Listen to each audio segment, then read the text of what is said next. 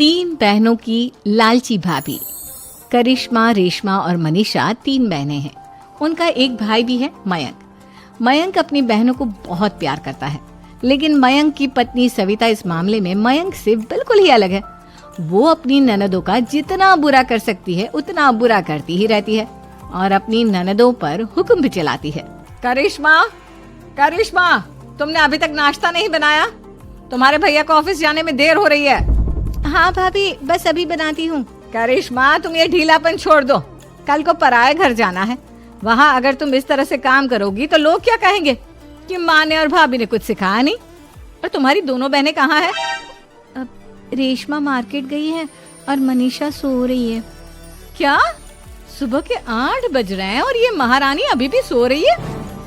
ये कहते हुए सविता अपनी सास दुर्गा देवी के पास जाती है। माँ जी, देख रही हो अपनी बेटियों के तौर तरीके? क्या हुआ बहू, सुबह सुबह क्या कर दिया मेरी बेटियों ने? अरे एक तो अभी अभी उठकर किचन में गई है, दूसरी सुबह सुबह बाहर चली गई और तीसरी अभी तक सो रही है। क्या करूं मैं इन तीनों का, मैं तो परेशान हो गई हूँ। जा जाकर उठा उसे और रेशमा से मैं बात करती हूँ।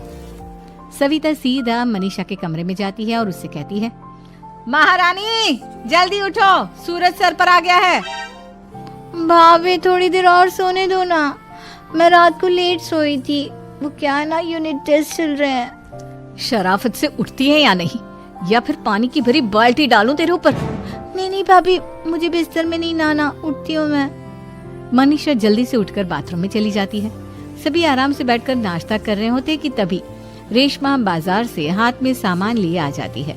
रेशमा को देखते ही सविता उस पर बरस पड़ती है। लो, आ गई महारानी। ऐसा भी क्या सामान लाना था जो सुबह आंख मलते ही बाजार की तरफ रवाना हो गई? भाभी, कल आप ही तो चीख रही थी कि घर का सारा सामान मुझे ही लाना पड़ता है, घर में किसी को भी किसी काम से कोई लेना देना नहीं है। अब मैं बाजार जाकर सामान ले आई तो आपको इस बात से भी तकलीफ हो रही है? देख रही हो माँ जी, अपनी बेटी की जुबान कैंची से भी तेज चलती है।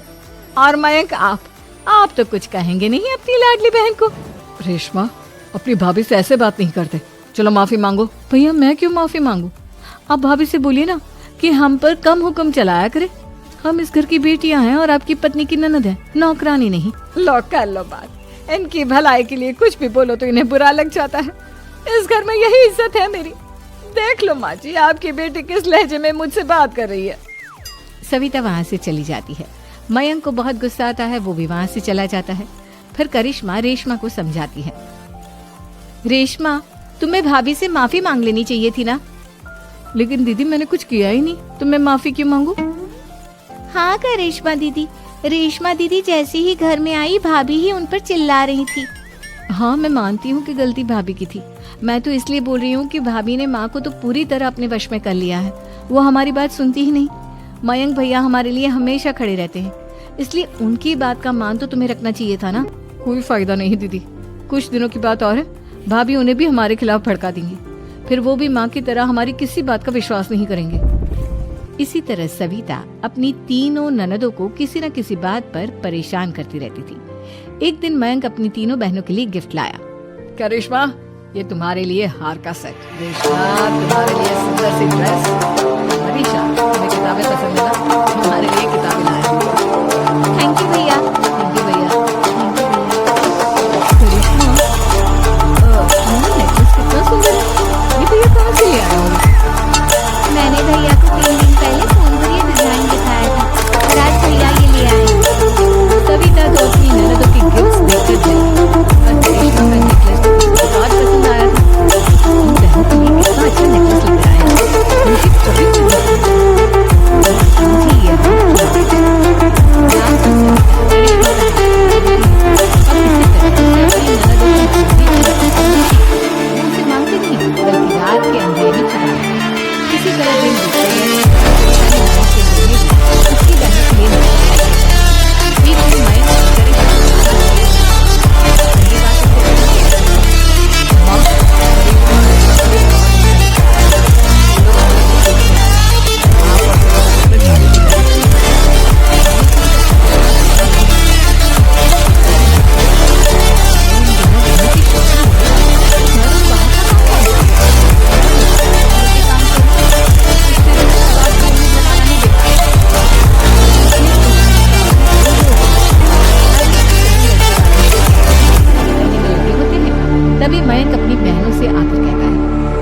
हो गई तुम दोनों। देखो दोनों लड़के बहुत अच्छे हैं, कोई कसर नहीं छोड़ना, इसलिए तुम उनके सामने अच्छे से सेल बैठने बाद लग जाना।